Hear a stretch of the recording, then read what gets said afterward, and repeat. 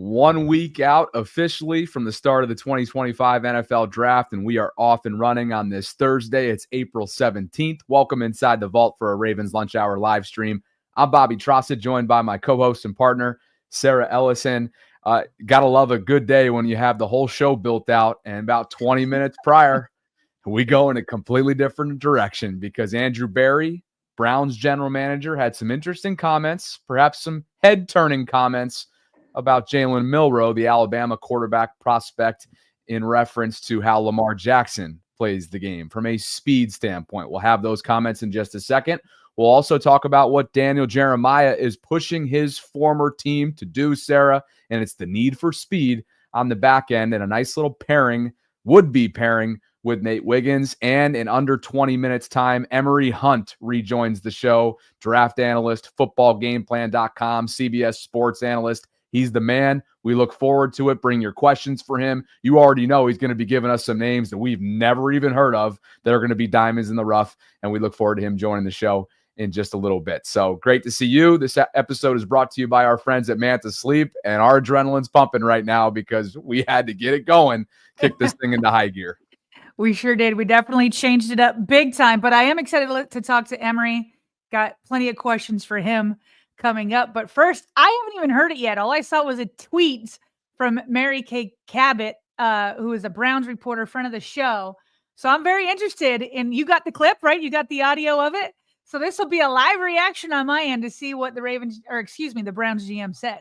And I don't think you'll be surprised that oftentimes words can be misinterpreted in the Twitter sphere than when compared to the way in which and the tone that's used, the demeanor, so on and so forth in a press conference setting. So we do have video from it. It's just a short while ago. The Cleveland Browns, of course, their pre-draft press conference. And this is from the Bel Air native, by the way. He's a local Marylander, but now in Cleveland, Andrew Berry, general manager of the Browns. He's got rare physical talent. He may be the only, when he gets in the NFL, he may be the only quarterback who's faster than Lamar. Don't tell Lamar I said that, please. He's got rare physical gifts. He's strong, he's fast, he's got a really strong arm. And any system that you build around him, you want to take advantage of the fact that he has things that no other players at the position have. Okay. The actual quote that you just heard there, I'll reiterate it once more. When he gets in the NFL, referring to Jalen Milroe, maybe a day 2 pick, maybe day 1. He is one of the select few players, Sarah, select few prospects that will be in Green Bay on site for opening night. So we'll have to see, does he know something that others don't? Time will tell. But the quote, when he gets in the NFL, referring to Jalen, he may be the only quarterback who's faster than Lamar. Don't tell Lamar I said that, please. Your reaction to Barry's comments. Yeah, well, regardless of what he would like, it's definitely going to make it back to Lamar. Look, I don't know how long ago he said this, but there's already Instagram, images with his quote over the top of it, putting, these two quarterbacks next to each other. So listen, I had already known that Lamar didn't run a 40, so that's maybe the first place you go. Who's faster, okay? Who's faster between these two quarterbacks? And neither Milroe or Lamar ran at the combine. However, they did run 40s at their pro days. So USA Today was kind enough to already have all of these listed. Fastest quarterback ever listed was Michael Vick at 4.33.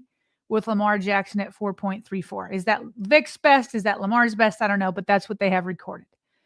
Milroe is behind both of them. He's at 4.40. Robert Griffin III, 4.41. So if we lined them up right now, could he edge out Lamar? We're never going to know. But at their pro days, both of them before going into the NFL, Lamar Jackson was a hair faster. He was a hair faster. Now, Bobby, to me, it's not even Lamar's straight line speed that makes him special. So let's say that these two were to have a 40 contest. Lamar here wins it, but it's Lamar's elusiveness that's absolutely next level. It's I just watched some highlights of Lamar the other day because I was starving for actual game highlights. And the way he makes people miss. I've seen Milroe do it a little bit too, but Lamar's another level. He's got that, elusiveness, that wiggle. I'd watch Lamar in these clips and it's like, oh, he's about to go out of bounds. And then all he does is do a little slight turn and somehow he gets another 3 yards out of nothing, out of absolutely nothing. It looks like there's nothing there that he's going to be run out of bounds. It's the juke moves. It's all of that. And so nobody has that type of stuff. Nobody. And so for Andrew Berry to even put their two names together, he's not doing Milroe any sort of service by doing that. It is wild. I think we're lockstep on this, that the most ironic part of all of this is that Lamar Jackson's speed isn't even his best attribute. Right. That's right. just an add-on to the overall body of work that he has performed and has proven that he is time and time again through 7 seasons.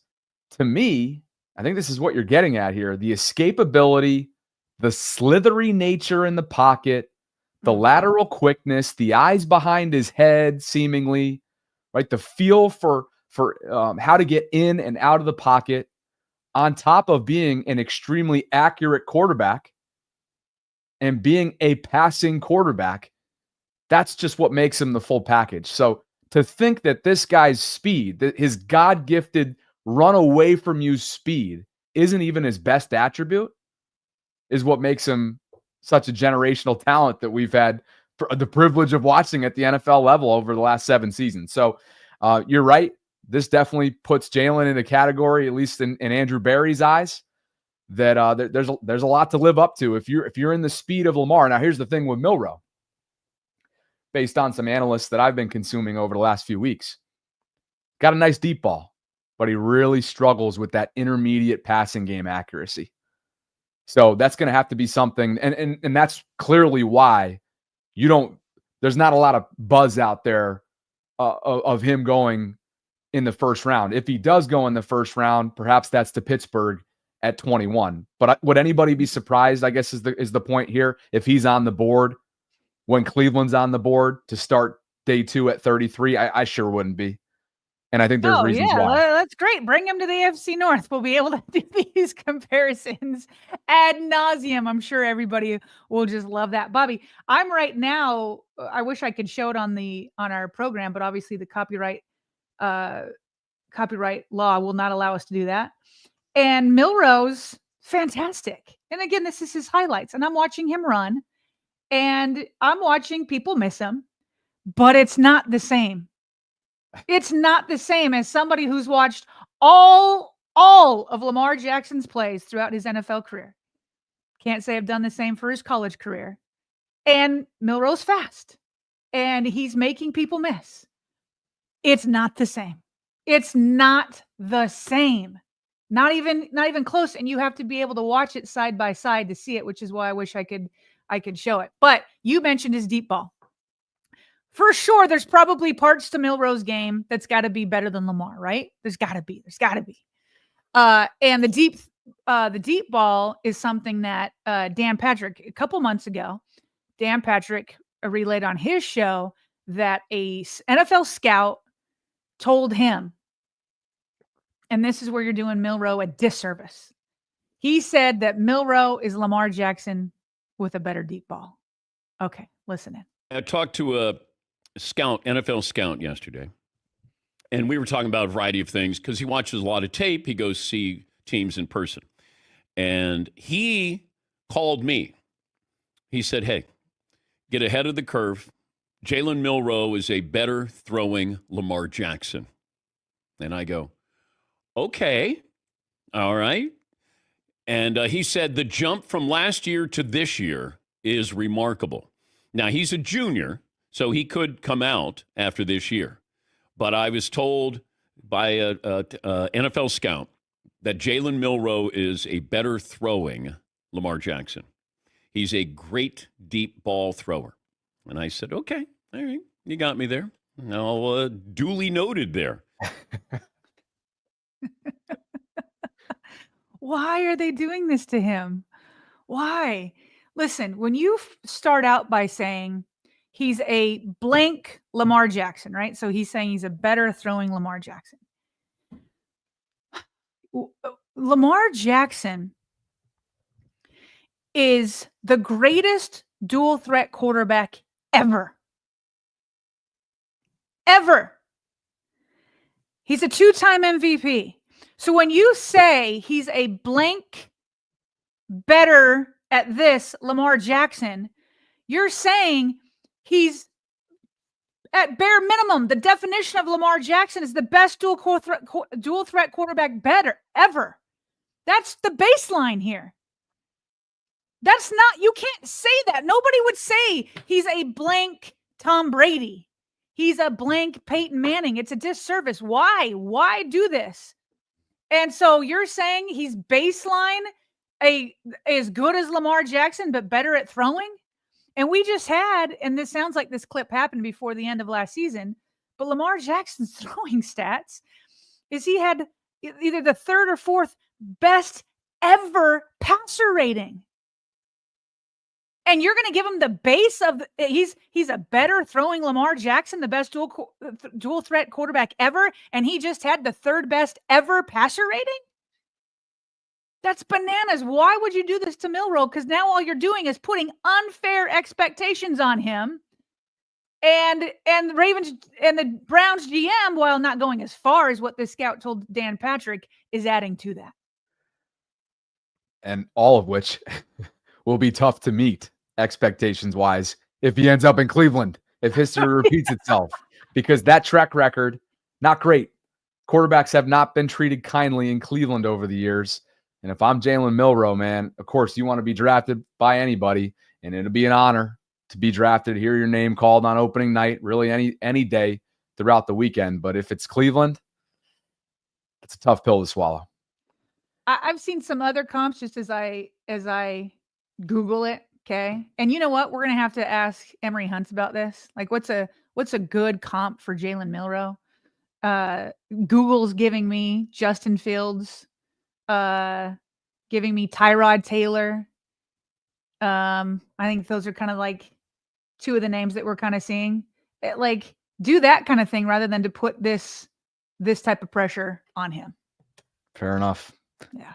This episode is brought to you by our friends at Manta Sleep. It's the official sleep mask partner of us here inside the vault. And these sleep masks give you a number of different guarantees. True 100% blackout for a deeper sleep. You've got C-shaped eye cups for unbeatable side sleep comfort. Zero pressures applied to your eyelids or lashes. And you got advanced materials built in with ventilation for unmatched breathability. You guys know the drill for those of you who've been watching all the different sleep mask options they have, including the Bluetooth one. The Manta Sleep Mask Pro will be giving one of these away 1 week from tonight to kickstart the 2025 NFL Draft and opening night. The Silk and the original sleep mask, great options. The weighted mask, which gives you calming pressure for deep restorative sleep. The Cool Mask, the Steam, and the Kids Mask options are great as well. You've got the white noise machine. Go check that out if you need a little bit of a I don't know, some sort of noise or some sort of white noise, whatever it is to help you get to sleep. But if you want to enhance your sleep, if you want a more healthy lifestyle, to me, it all goes hand in hand. It's all together. And if you visit mantasleep.com, which you can do by clicking on that link that we have included in the live chat, it's a pinned comment. It's also at the top of the show notes. That'll bring you to the site that we have up on the screen right now. And at checkout, if you do indeed find something that you like, use our discount code VAULT10. That is VAULT10. It'll get you 10% off. And as we always say, if you want to support the show, a great way to do so is supporting our brand sponsors. And in this case, you'd be doing both those things and enhancing your sleep while at it. Appreciate Manta for the continued support this offseason. Should we get to a couple super chats before we bring in our guy? Sure thing. All right, let's take this one. Sea King, King of the Seas. He says, Milroe going to have NFL defenders on his you-know-what. No one is as elusive as Lamar. Milroe doesn't have the vision of Lamar either. So saith I, the Sea King. Appreciate you, Sea King. And with that, being that we are 1 week out to the 2025 NFL Draft, back by popular demand is putting it probably lightly. When this guy comes on our show, the audience responds. I know that's going to be the case today as well. It's Emory Hunt from Football Game Plan, also from CBS Sports. He's a color analyst in the college football sphere and a good friend of ours. It was great to catch up with you in Indy back in February. I was going to say last month, but we're already in April, baby. So it's great to see you. This is your time of the year. And with that comes, I'm sure, a demanding schedule. So we really appreciate carving out some time, dude. Now, I appreciate y'all bringing me on. I love when I was in the queue. First thing I hear is Sarah going off. I was like, it's about to be a great show. Like she's already on 10. That's pretty much whenever you come into the queue, I might be going off about something. Well, let's get your opinion on it. So we had just played a clip to start. Ravens GM Andrew Berry said that Milroe might be the fastest quarterback in the NFL when he comes in, even faster than Lamar Jackson. So there's that. We brought up neither one ran the 40 at the combine. We brought up their pro day 40s. Lamar was faster than that, but we talked about really what makes Lamar special is his elusiveness. But then there was a scout that told Dan Patrick that Milroe's a better throwing Lamar Jackson. And so what do you think of those two statements? And what do you think the proper comp is for Milroe to a quarterback in the NFL? There's a lot to unpack there. When we're talking about raw speed, one that we've never gotten Lamar Jackson's documented 40 time. We just have to go off what we've seen with our eyes. I think Lamar Jackson is probably a step faster than Milroe. Milroe out the blocks explosiveness is crazy, right? And so he has some terrific turnover. So he may not lose by much to Lamar. It may be a half a step. Like what we have to go to the tape and see who finishes across the tape first. But Milroe is pretty doggone fast. In terms of passing the football, I think people undersell and underestimate how good of a passer Lamar was at Louisville working under Bobby Petrino. And the reason why people want to undersell it is because he was so dynamic as a runner. They just ignore how good he was as a passer because they're so focused on this is an insane running threat at the position that they just discount all the passing yards, all the passing touchdowns, the completion percentage, all of that stuff, the yards per attempt. They ignored all of that. So he was a terrific passer. He was more ready to go than people gave him credit for. They just didn't want to acknowledge it for whatever reasons, right? And in terms of a comparison to Milroe, the best one I've seen is Malik Willis. When you go back to Liberty and how explosive Malik Willis was when he took off and just got out of Dodge, Milroe was the same way. And where they both excelled is the deep ball. Their deep ball accuracy was tremendous. It was a short to intermediate stuff that gave them a little bit of issue. Milroe was slightly better at the intermediate stuff, but they both struggled in terms of the short area accuracy, which tied to their footwork, which tied to their development in terms of how they played primarily from the shotgun. So that's where they have to really tighten up their game the most. The deep ball accuracy and the explosiveness are lockstep. I think that's a more fair and honest comparison to what we saw from Malik Willis coming out of Liberty.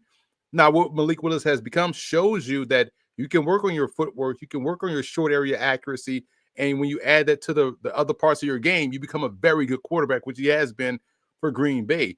So I see that trajectory for Milroe, someone that probably has to go somewhere we can fine-tune a little bit the stuff behind the scenes, his footwork and the short area stuff. But when you add the speed and the deep ball accuracy, he was the best deep ball passer the last 2 years in college football. Milroe is going to be someone that's going to be a very good pro as well. Hey, earlier this week, Emory, you may have seen the clip gone viral at the pre-draft press conference, but Ravens GM Eric DeCosta was essentially non-committal on Mark Andrews' imminent future going into draft weekend, which obviously has gotten a lot of conversation because of his trade value, the fact that he's going into the final year on his deal, how stacked they are in the tight end room. But that room, everybody, his future outside of 2025 is uncertain because they're all going into contract years, including the fullback Pat Ricard. One, what'd you make of the comments? And two, can you tell us about the day 3 tight end class this year? One, the comments are par for the course for any general manager. You want to make sure you kind of keep all doors open and not tip your hand on what you're thinking because you never know what offers of value may come your way. So you got to kind of play both sides of the fence, right? So I get it from that perspective. In terms of day 3 tight ends, I think this is one of those classes where, you look at some of what the Ravens like at the position, and what can fit in their room. They love guys that have, H-back, tight end, type of capability. Brennan Stool out of Clemson, to me, is a flex guy. I think is very underrated in this class. Terrific vertical threat, kind of fits in what they want to do. If we're talking off the beaten path, I always love the story of Mitchell Van Voren out of St. Norbert. And, it's a Division III school. I don't know where it is. It's probably Wisconsin, right? If I'm thinking correctly, right? Just off the top of my head. But I was at the College Gridiron Showcase, and I'm watching him go through drills and watching how smooth he runs. And I was like, man, this is a pretty fluid athlete. You're watching him go up against FBS competition, and he's doing a great job in winning one-on-one. And I'm like, man, this dude is a very good athlete. Maybe I don't know if it's because I'm on this all-star game high, but when I'll go and watch his film, I'll dig into it. And I saw he had one season of football at St. Norbert, one in which he led the team in receiving 500 yards and 10 touchdowns. I'm like, but why has he only played 1 year of football? Well, that's because he spent the previous 4 years as a 400-meter hurdler at Marquette. All Big East perform. I'm like, wait a minute. This big 6'4", 250-pound dude was out there during the hurdles. I could only imagine what was going on. It's like he walk on the track. You're like, bro, the shot put over that way. And it's like, nah, I'm right here in lane 5. And he's out there winning meets. And it's crazy. So very good athleticism. Just kind of fits that mold of a 6'4", 250-pound tight end with good fluidity. Someone that has been garnering a lot of attention. I know he was at the Packers local day as well. So he's a good player. Thomas Burke is another small school guy I saw at the FCS Bowl and then the Tropical Bowl. So we saw him dominate at the FCS Bowl because he's coming from a Division III program as well, the College of New Jersey. Looked the part there, goes to the Tropical Bowl. Now he's against FBS opponents, and he's looking like a man amongst boys there. So these are some of those late day 3 gems that you see. But Brendan Sewell is the biggest one, I think, out of Clemson that could be someone that, the Ravens could target. And if we're looking for another Pat Ricard in this draft class, guys that were defensive linemen, how about this story? Jelani Stafford out of UConn. 6'1", 6 feet, about 300 pounds, squatty guy, good athleticism. So you dig into his background, find out he was an all-state high school running back. And then you see he had 6 rushing touchdowns at UConn as a defensive tackle. So that tells you he is going to probably end up in that Patrick Ricard role as a pro. I don't think there's some fans that just don't want another one. They're over fullback, but I like to hear there are other ones because the Ravens do love their guy, and they might need it again in the future. But I just wanted to say your breakdown of Milroe and Lamar was refreshing to be able to break it down so succinctly, give each guy their due. Very, very well done. Here's my question to you, Emory. We are here in Baltimore trying to get over the hump in the playoffs, and the Ravens are essentially running it back. Didn't make a whole lot of noise in free agency. They're going to lean into the draft. If there was somebody in the draft that you were like, you know what, here's somebody that could help get them over the hump.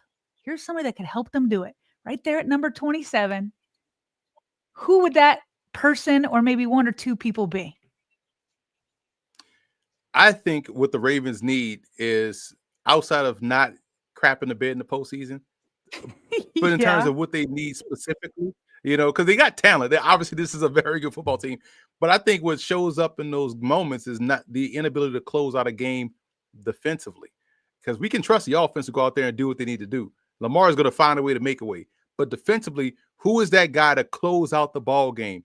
They need an edge rusher. They need someone that puts the fear of opposing offensive coordinators, left tackles, right tackles, and quarterbacks all the same. So I'm looking at someone where they're picking maybe a Mike Green out of Marshall, someone that just only sees in his eyes, there's only 2 people on the football field on offense, the left tackle and the quarterback. Like, he sees nothing else. Like, he just that's my target. I am locked in like RoboCop. I am going to go get him. And he has these heavy hands that really walk a lineman back. He's able to finish and stay relentless to the quarterback. That's one guy I can see in Baltimore. James Pierce out of Tennessee.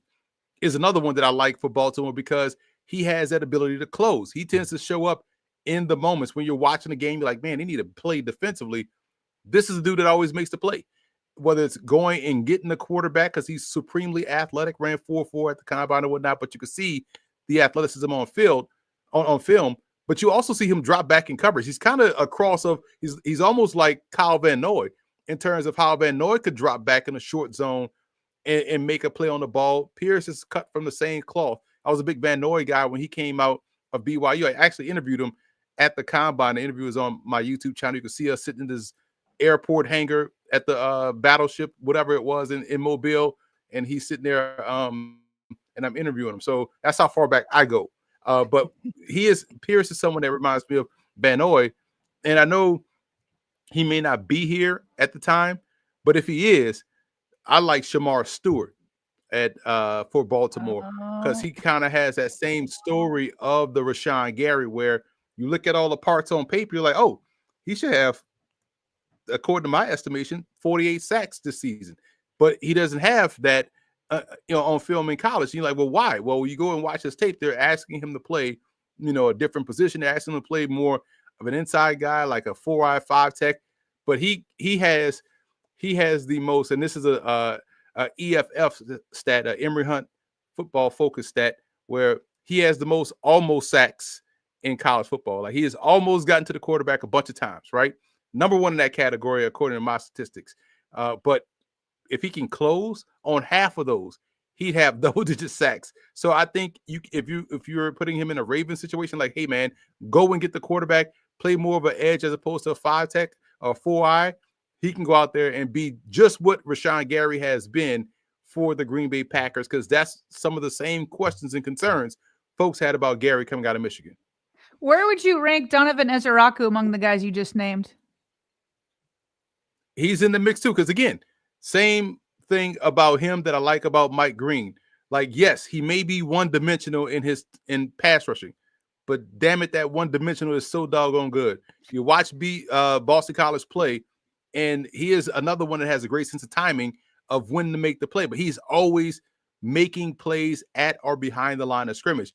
You just don't know if he's going to be your stand-up Sam backer because he's only 6'2", 248, or is he a guy that can put his hand in there, be an edge guy instead of physical edge. I think he's more just a rush in, like a blitzer, more so than a pure pass rusher. But at the end of the day, he's another one of these guys. So you see the theme here. I didn't mention no other position, no other player outside of edge rusher. And these are guys that can get it. These ain't, these kind of the guys that they've kind of whiffed on a little bit. These are guys that I know can make it happen, and so these are the type of closers that the Ravens need to help get themselves over the hump outside of, what down their leg in those big leverage moments. Can we dig in a little further on Shamar? Because I feel like he's been a hot button topic. He's a polarizing player due to the lack of production that you cited.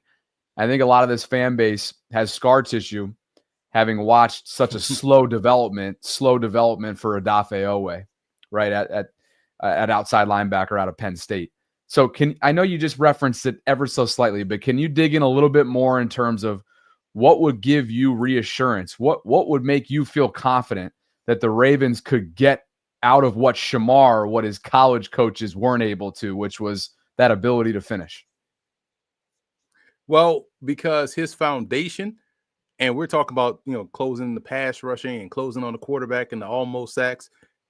The dude is a very dominant run defender. So at worst, you're not running against this Ravens team. So he's going to be able to be on the field as a run defender and keep, his side of the field closed in terms of the run game. And while you get him to finish a little bit more, sometimes it happens when you see guys that want it so much. Like, they want this sack so bad, they kind of lose sight of fundamentals, right? So they may take a wider rush angle and work themselves out of the play, or they may try to close down because they see him in their sights so aggressively that they miss the wham block, or they just miss the form tackle that they have right there in their hands. So it's not like he just can't beat a tackle. It's not like he can't, dip under the edge and bend the run the hoop like they talk about. He can do all of that. I just think when he gets close to making it happen, he wants it so bad, it tends to, not work out for him. But in terms of the run game, stellar, consistent. He's able to set a physical edge, get off the block, make a play at or behind the line of scrimmage in a run game. It's no different than the quarterback. Like, I think Lamar wants it so bad that we see the errant fumble happen in Buffalo. We see those type of things. Was like, that doesn't happen at all, and so I think that happens for Shamar Stewart. It's just about trusting your fundamentals, trusting your technique, and you'll see the gap between the almost sacks and the actual sacks become one line. Now, obviously, the pass rush can help affect the overall pass defense, but last year, the Ravens obviously finished 31st in the league in terms of giving up yards per game, 244.1. They were 21st in yards per attempt, and then 30th in giving opponents the 20-yard receptions or more.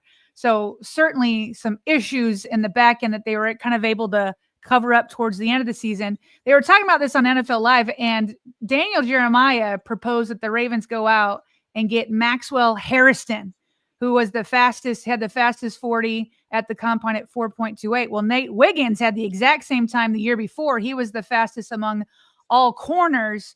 My question to you is, A, would you like this pick? And B, would there be any concern that you have two more kind of slender cornerbacks rather than one that's more physical? And instead of like maybe trying to find somebody that is more physical, did you have that concern? And would you like Maxwell Harrison in Baltimore? I think if I'm scouting for the Ravens and my job is to find cornerbacks, my number one goal is to find guys that will not give us the crucial penalty, ticky-tack, illegal contact or pass interference because he didn't turn around and look for the football or he got too handsy at the top of the route. That's my first and foremost goal. So any cornerback that meets that standard, I'm all for. Because you guys know, I've been screaming for the Ravens to take cornerbacks for a while. They took one last year. Great fit for Nate Wiggins, right? I wouldn't be upset if they double down on corner again. And my guy is the guys that are always around the football. Harrison would be fine, not just because he runs forward too, because he's active around the football. Hell, if Siobhan Ravel just so happens to be there out of East Carolina, the 6'2" corner that's coming off of an ACL, I know that's dicey. That's a guy that has supreme level ball skills at 6'2", 198. And you think about someone like Benjamin Morrison, another Notre Dame guy, kind of plays a little bit like Marlon Humphrey. He's there, taller guy, physical guy. That's how I view that position. So Harrison wouldn't be a problem, but I do feel like the Ravens could also use another corner because we saw what was happening last year. They were targeting one particular player. Every time they needed a big play on offense, they went to that guy, right? And so if you're trying to avoid Humphrey, if you're trying to avoid Wiggins, you're going to go and find whoever's going to be that corner that's opposite of those guys. You could even use someone as a safety that can be a combo guy to go in like an Andrew Makuba. I know you kind of have a combo guy already in Darius Washington. I like how he plays. He could also be someone that could double down and play inside as a nickel, but you also look at someone that can go and take the ball away on the back end as well. So there's options there. It doesn't necessarily have to be a pound for pound corner. You can get by with a combo safety. They can allow you to be a little bit more creative with how you use Washington. But yes, cornerback is probably 1B to the Ravens 1A. While we're talking about the secondary, there's been some super chats that have come in for you, and I think this is just a decent segue here. Rave Kingdom wants to know how you feel about Nick Eamon-Worry, the South Carolina safety, rangy, big, super talented. I think he ran a 4.38. I just confirmed on his draft profile sheet. So, how about that pairing with Kyle Hamilton? Let me preface my statement by saying this. I'm always leery of the guys, and we watch football all the time, right? College football, NFL football, whatever, right? So we watching ball all the time, all throughout the fall season. And if I'm always weary of the guys whose names you only start to hear once the combine happens. So that tells me how dominant were you during the season, right? just like the Matthew Golden. We knew Golden was a really good receiver, but now he became everybody's wide receiver one when he ran his 4.2. You know, like all of a sudden he became the best receiver in the class, right? All of a sudden, Emory became the best safety in the class because he, ran his 4.3 and checked in at 6.3 But when you go and watch the tape, you see a good player, but I don't see the difference maker that people, because now it's going to be all projection. Can we get this guy to play up to his lofty standards that has been set after football has been played? And so for me, yeah, he'll be a good piece because he's kind of, you could move him around, be more of a strong safety type or a combo guy that can blitz, can use his athleticism in certain ways. But the football plays have to measure up to the measurables and the athletic traits and attributes. So for me, I would probably lean more elsewhere. I tend to be, and maybe my grading is just different in terms of, I want to see more of the football plays. If you told me he ran a 4.6, but every time I popped on the film, he was just blowing stuff up and always on that, I would want him. Just like how I had Darius Washington as my number one safety, free safety, I believe, in that class, despite him being 5'8", despite him being 170, 6 or whatnot.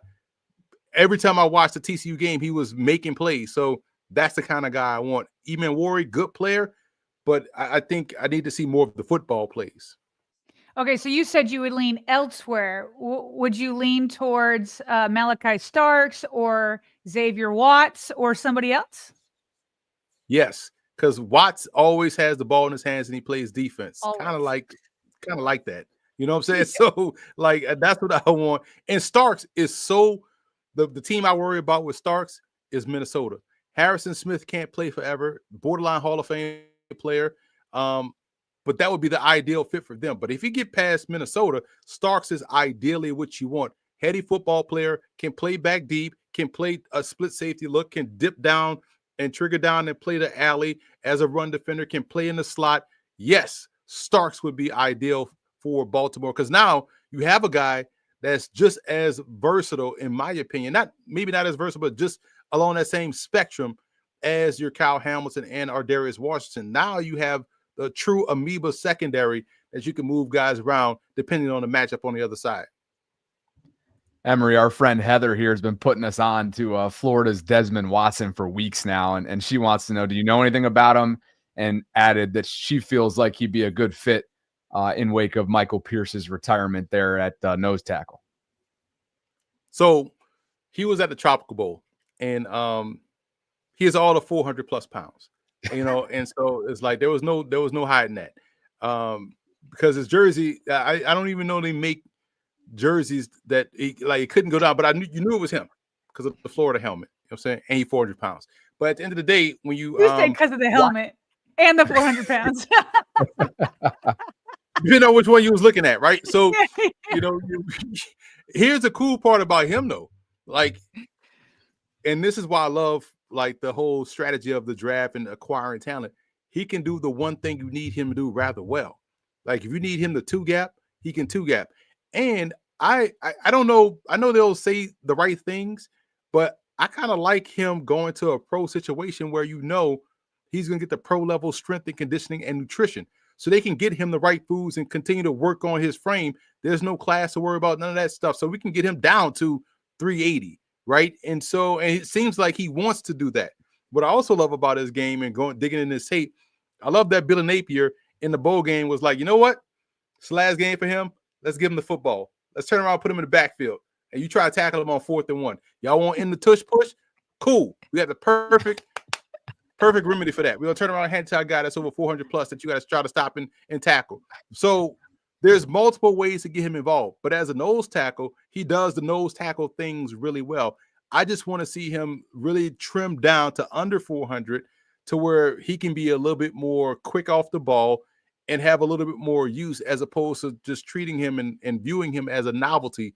But I do think there is some upside there because you don't get to the University of Florida at that position that had a track record of nose tackles and not be a good football player. So there's a good football player there. We just want to make sure we get that body down to where he could be a sustained good football player.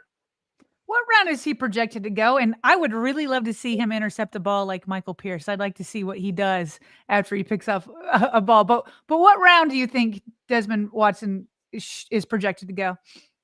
Probably undrafted. But he could be a high priority free agent, which is good for him because he could pick his spots and he can always look and see, okay, who gives nose tackles the best chance to make the team or make an impact. And again, you talk about him with the ball in his hands. We saw him carry the football. Like, I probably would have called timeout if I was on defense and asked the ref, is this legal? Like, there's no way this should be allowed to happen. But at the end of the day, like, you kind of love that part of college football. Like, Ole Miss did one against Florida early in the game where they had J.J. Pegues as the Wildcat quarterback with a D lineman and an O lineman on side of him in the backfield. Clearly, I would have called timeout. And just like, there's no way as a cornerback you're stopping this illegal backfield right there with 3 D linemen in it, right? So, there's ways to get him involved. There's ways to help him out. But I see more like at best 7th round, but definitely priority free agent. Yeah, I know this next week and the build up to Thursday night is like your version of the Super Bowl. So let everybody know, what do you have going on? I'll go over to screen share to your draft guide in just a second here, but you can be followed on X at FBallGamePlan, and I'm sure you have a lot on your calendar over the next 7 days. I'm looking at the screen grab you got. That's pretty dope. Like, because that's an updated, whatchamacallit, we have a profile picture, so the green looks marvelous on me. You're looking clean. I clean up well, man. That's just what we do. Like, they say we got to be on camera. We're going to make sure we be on camera. You know what I'm saying? So let's go. What we got today, tonight, guys, check me on CBS Sports Network at 7 p.m. Eastern time. We got 3 straight college football draft shows. So 7 p.m., 8 p.m., 9 p.m., all on CBS Sports Network. We're talking the big uglies, we're talking diamonds in the rough, and we're talking playmakers. So that's the 3 separate shows all tonight on CBS Sports Network. But most importantly, and this is way more important than anything, way more important than anything that y'all got going on right now, this draft guide, over 1,200 individual scouting reports. Literally. Bobby, we can see your credit card up there. Are you doing that on purpose? Look at Bobby putting this out. Like, everybody drinks on Bobby. You know what I'm saying? Just the last 4 digits, right? Okay, that's it. Everybody, I just want everybody to know. I'm just trying to help you out in case you were about to reveal more. I got a little bit nervous. I appreciate you. I just want everybody to know. Eggs, man. Eggs on Bobby. You know what I'm saying? So, the goal was, hey, Emory, the goal was to show everybody this thing's economical. $25 for a full draft guide. Listen, I'm all about helping people, because here's the thing. If someone had purchased one of my draft guides every year since 2020, right now, they would have over 5,400 individual scouting reports at their fingertips. So you have a literal report on virtually everybody, right? So this one we have over 1,200. So this is our largest draft guide yet. And in addition to that, we put in over 50 CFL draft prospect scouting reports, because there will be a lot of CFL draft prospects that end up on these NFL rosters during training camp and preseason that fans will need to be familiar with, that we have reports on. This is how valuable the guide is, everyone. Last week, it was a Friday, it was a Saturday, a prospect in this draft class, Cole Jones out of North Carolina Central, signed with the BC Lions. So he bypassed the NFL draft process and went straight to the Canadian Football League. We had a scouting report on him. Why? Because we saw him at the HBCU Legacy Bowl in February. Got a scouting report on him. I checked other draft guys. All they had was his height and weight. This is why you trust us. We know what we're talking about. FootballGamePlan.com/2025 draft guide. And timeout. Make sure you guys check your spam folder, because I get emails all the time. I didn't get my draft guide. Why is it not at my front door? Like, first of all, it's a PDF. It's not gonna be at your front door. Second of all, did you check your spam folder? And they checked this. Oh, my bad. It was in the spam folder. Like, yes, do that, because I'm just not gonna not send you your draft guide, right? And use an email that you check. Don't order this thing and then say, I didn't get my guide. Well, I'll send it to, Big Cat 65 at, MSN.net. Like, who has MSN anymore? Like, no, like, go use an email that you actually check. So those are the caveats, but go get the draft guide. Support us. Heck yeah. And if memory serves, your claim to fame, Baltimore claim to fame, is Keaton Mitchell, correct? You were way out in front of that? I was way out in front of Keaton Mitchell. I actually told, and this is because that was way out of left field. Nobody believed me about that. It was like, why'd you have this small guy in your top 5 running backs? You know, that's after they was chewing me up about saying, why do you have Jahmyr Gibbs number 1 over Bijan Robinson? Now, let me pause for a minute so everybody can look at my face and realize how right I was. Yeah. And so outside of that, That's a right face right there. like zoom in on, look me into my eyeball. Right. So this was Here we go. Look at that. Look at that. Zoom in. Look how right I was. You know what I'm saying? Wait a second. Hold on now. Hold that now. There we go. Look at that. Boom. How right that's nothing but rightness in those eyes. Just like me, Bobby. Oh, yeah. Who else I was right about? Listen, since we get the platform, I was also right about Lamar Jackson when everybody was saying this guy was not going to be good. So I will steadily fly that flag of just, if I'm wrong about a player, at least you know it's what I thought. And it's not what everybody else thought. Here's the message. I'd rather be wrong by myself than wrong in a group. That's why we appreciate you, man. We appreciate you so much. And on your way out, if you could, Dreams just wants one closing thought from you on Mello Dotson, the corner out of Kansas. Love him. Love Mello Dotson. I love Kobe Bryant. If you told me, I said this preseason, I was like, Kansas has the best cornerback duo in the country because both of those guys are legit like a-holes in terms of how they play the position. You could see them visually annoying the receiver throughout the game. Dotson was the perfect Batman to the other Batman on the other side. And Dotson has ball skills, so he's able to turn the ball over. You know, people were trying to avoid Kobe Bryant. They throw the Dotson side. Big mistake. Dotson's picking it off. So both are active around the football. Both are scrappy. Both can tackle. Both are able to mirror and match. So it doesn't matter if the Ravens target Kobe Bryant or Mello Dotson. Both of those dudes are legit studs. Go watch their Colorado game. Go watch their game against TCU. Those dudes competed week in, week out. Go watch their game against Iowa State. They had those 2 receivers in the witness protection program. Very good opportunity for the Kansas Jayhawks defensive backs to get drafted. I think both guys are draftable players, in my opinion. There you have it. Queon. I knew you'd have it in closing here. Hey, seriously, we know your schedule is going to be absolutely whack between now and Thursday night. So we appreciate you. Our chat appreciates you. And best of luck, man. I'm sure we'll talk to you at some point, maybe on the other side of the draft like we typically do, so we can get your analysis on who actually becomes Ravens. So we look forward to that, man. Love it. Definitely would love to be on again. You guys are a lot of fun. And I told you, one of my best friends watches the show religiously. So I probably get a text from Brian, Tyrone Jackson, later today, like, I saw you on the vote. Like, bro, get off my phone, man. That was an awesome realization in Indy. So shout out Tyrone and shout out you, Emory. We appreciate you, man. Thank y'all for having me. Thanks, Emory. Emory Hunt, everybody. Football game plan, CBS Sports, and that draft guide, as you see right now in the pinned comment in the live chat, is available to you. It's just $25.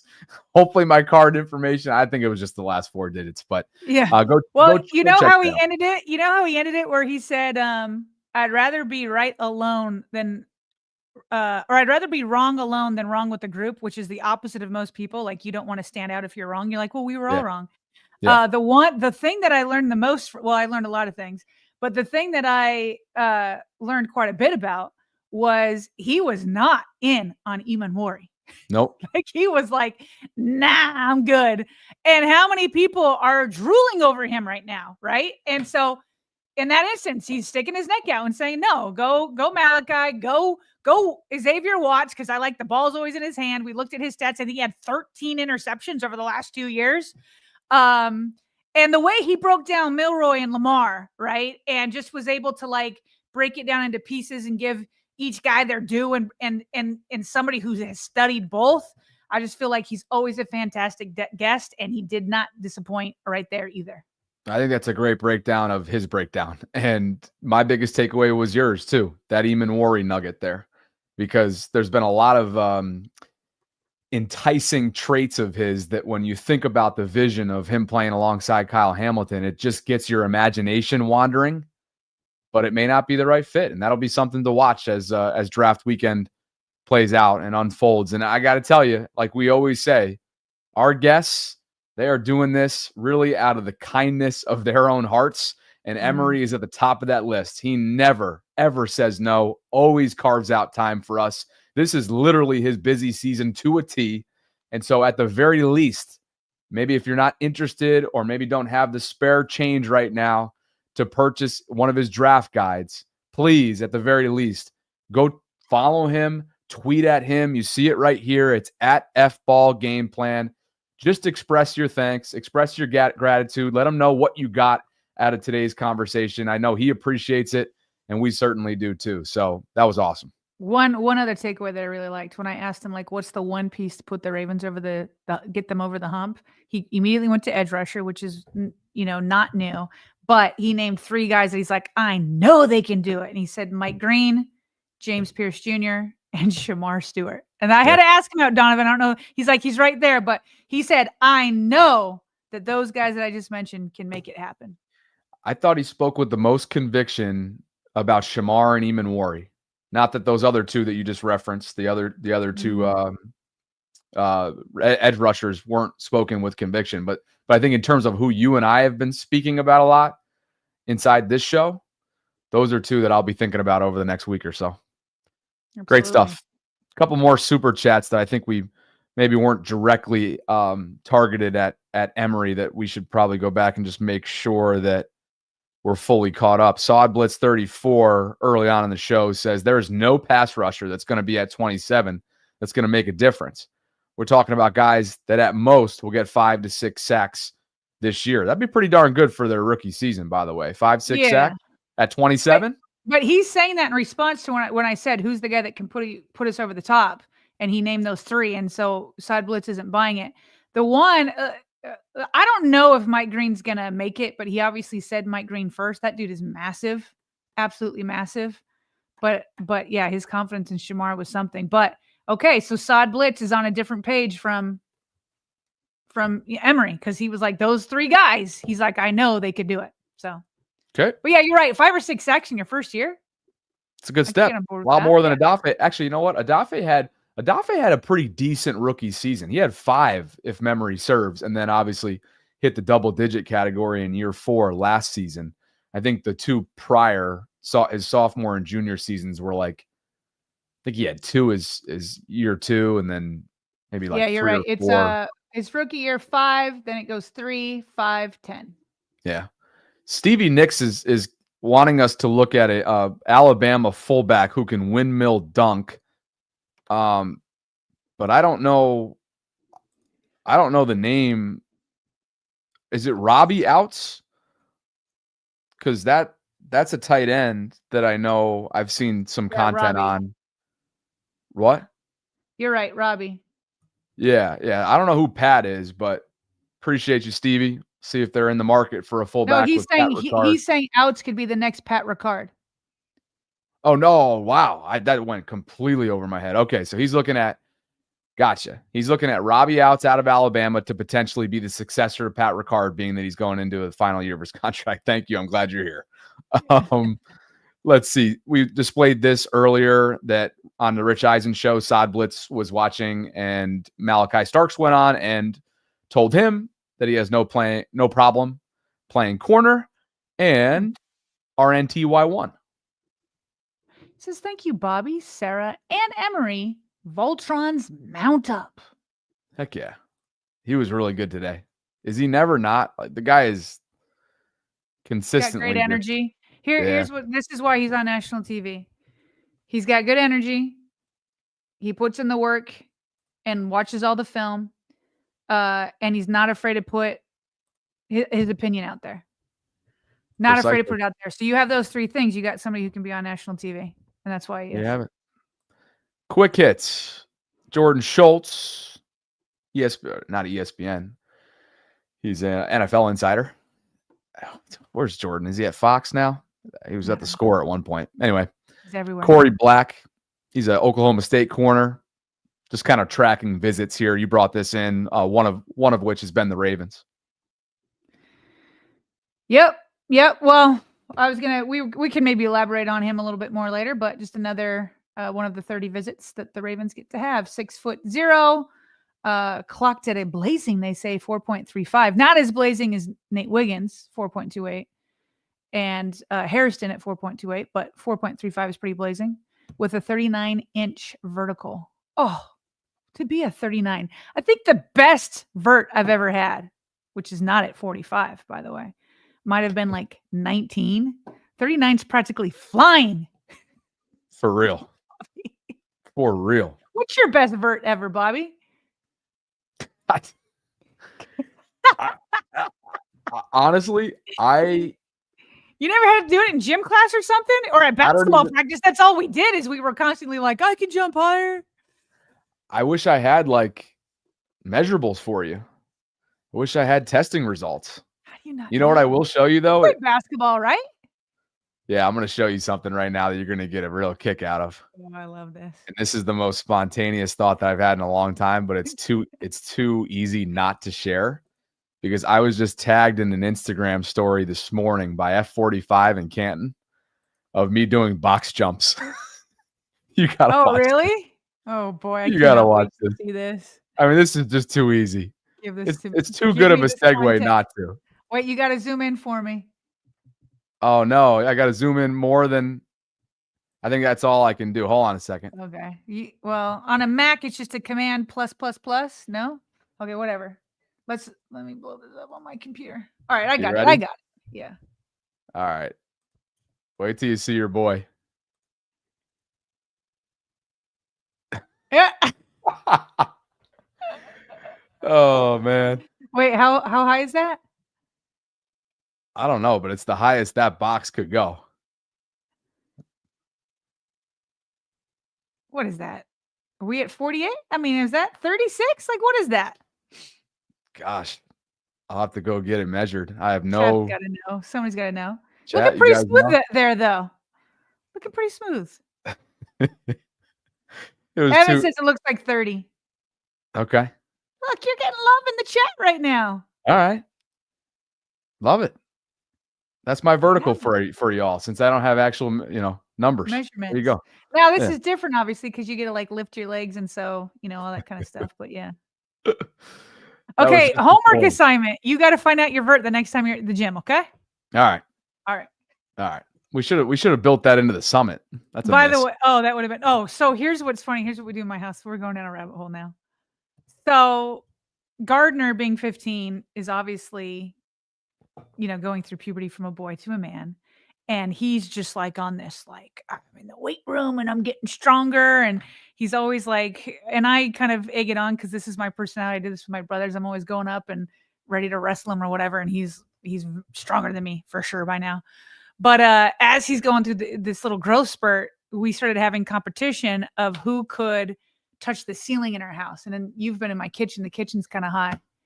And he jumps up and he like, this is like a year ago. He's like, look, I can touch the ceiling now. I'm like, it's easy, bro. It's easy. He's like, you couldn't touch this. And I'm like, heck yeah, I could, thinking that I'm still like 20 or whatever. Bobby, it was the most unathletic I've ever felt in my life. I totally missed it. But I thought I was close. He's like, Mom, you're not even close. And I was like, bro, you're just trolling me. He takes a video. I wasn't even close. I've just lost it. I try to be active, but I'm not what I used to be. Boy, oh boy, to get our hands on that video to screen share that sucker, that's never getting out. You're not getting that for sure. That is never getting out. Look, everybody's starting to share their measurables here. Sod Blitz in high school, I had a 41-inch vert. 41? No, I need video evidence of this. 41.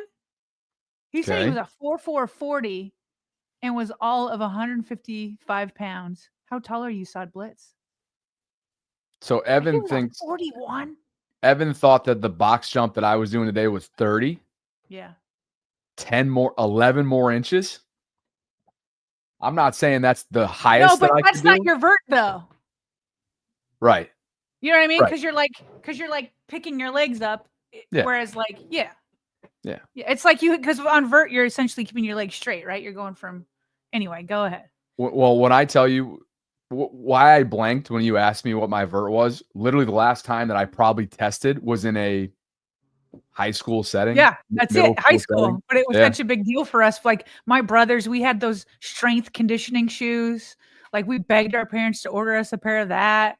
And wearing those around, like for whatever reason, like vert was everything to us. I love everything. Because we played basketball and it mattered. It's just so funny though. And it did matter, but why don't I it must not have mattered as much to us because I just don't remember at all. Yeah. Like I have zero memory and I couldn't even tell you a number that would be anywhere close to accurate. So anyway, let's see here. Couple things, including this. I thought this was definitely worth a share today. Lee Corso retiring after 38 years in television on College Game Day. He is College Game Day. He is Saturday mornings, and he is their coach. And as College Game Day noted here, for multiple generations, Coach has been the face of our Saturday mornings in the sport we love. Our friend, our coach, our heart. LC, you will forever be a College Game Day legend. And how about this? Lee Corso will turn 90 on August 7th. His last show will be later that month to kickstart college football season. What an amazing second act after a coaching career for him. Yeah. That's something you're going to miss. It always, when you have these guys that become icons, it's almost not the same. New people have to come up and fill the spot, but what a legacy he'll leave behind. And the headgear, just the iconic headgear theme that became must-watch appointment viewing television on Saturday mornings. Nobody's ever going to be able to emulate that, nor should they. And so be ready for an awesome farewell tour come the dog days of summer. It's going to be, I'm sure College Game Day is going to roll out just about every stop they have in the book for Lee Corso. So good way to finish. We got one more super chat from Dreams at 5'5". I snip a 10-foot basketball ring. Could touch is what he meant to say. Yeah. What? Yeah, he meant to say I could touch. Oh. Yeah. He clarified in another chat.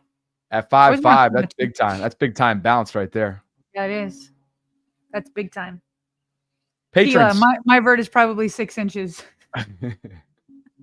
Nothing to be ashamed about, Tila. We all Kevin have Jackson. Kevin and Kai. Kai and Kevin. Thank you guys both for all the support that you give us on a monthly basis through Patreon. We appreciate you so much. And this is your monthly shout out. If you guys are interested in doing the same, visit patreon.com/RavensVault podcast if you're looking to get involved. You can also check out our channel membership as well by going to the show notes. And you can also do the simple things for us that go a long way, which are including liking the video, subscribing, hit that notification bell, doing all those things in the back end that help grow this channel on a daily basis. Great stuff. I will be with you tomorrow. Fly out to Denver in a couple hours, so I got to jump. But you and I will be back tomorrow, and then I'm going to take off on Monday. Just started looking at the forecast in Colorado, and I was like, all right, this is ridiculous. It's going to be 70 Monday and 30 degrees tomorrow. So appreciate your flexibility. I know you have a big weekend, so best of luck to you. Thank you. I'm a little stressed out about it, as I've mentioned a few times, but I think I'm getting there. For those that don't know, I've been asked to speak at my church on Easter Sunday. I mean, it's a big, important topic. And so I got a 20-minute speech coming in. I think I got about 60% of it written, about 40% left, and I just want to do it justice. You know what I mean? And so, just want to do a good job for sure. So I'm trying to get that finished up. You will. You'll do it justice. Best of luck. We'll be rooting for you. What an honor, too. It's a great honor. Appreciate everybody. It was an honor to be with you guys for another week here. It was an honor to be with everybody. You're right. We'll have one more tomorrow, and we look forward to that. Under 23 hours, 12 noon Eastern. You guys know the drill. Then all of a sudden, we'll wake up tomorrow and be under a week out from the draft. So you and I have a bunch of different logistics that we're working through on the back end. We're looking forward to keeping everybody up to date with what we have coming. For Sarah Ellison, I'm Bobby Trossett. In the meantime, here signing off from this Thursday Ravens Lunch Hour live stream. As always, we appreciate you for spending some time with us here inside the vault, and we will catch up with you on Friday, if not before. Talk soon.